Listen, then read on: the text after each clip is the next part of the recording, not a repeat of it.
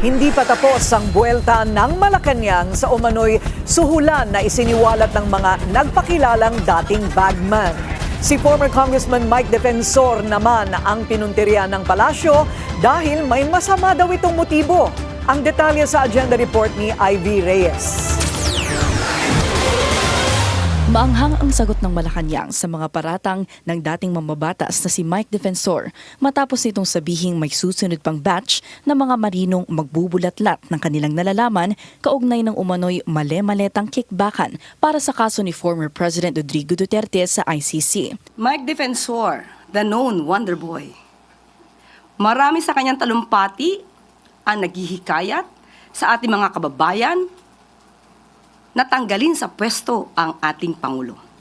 Alam na natin ang motibo.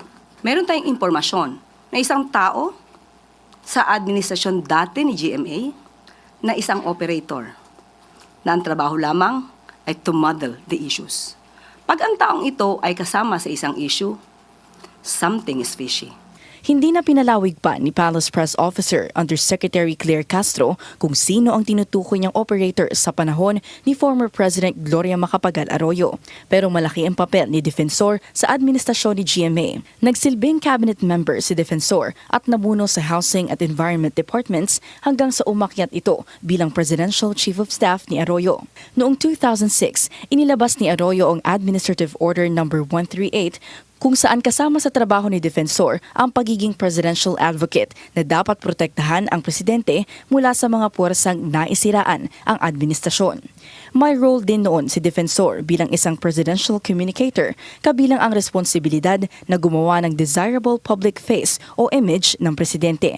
Sa tingin ng palasyo, posibleng motibo sa alegasyong suhulan ay para i-discredit ang kredibilidad at integridad ng ICC. Naglabas na rin ng pahayag si National Security Advisor Eduardo Año na ni minsan ay hindi siya nakipag-meeting at nakatanggap ng paper bag na may pera.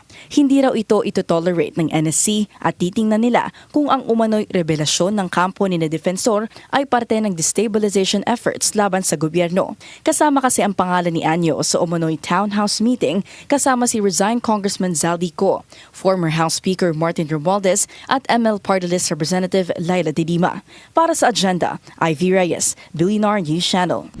Manatiling nakatutok sa Bilyonaryo News Channel. Sumubaybay sa aming social media accounts at mag-subscribe sa aming YouTube channel para sa mga bago at eksklusibong balita.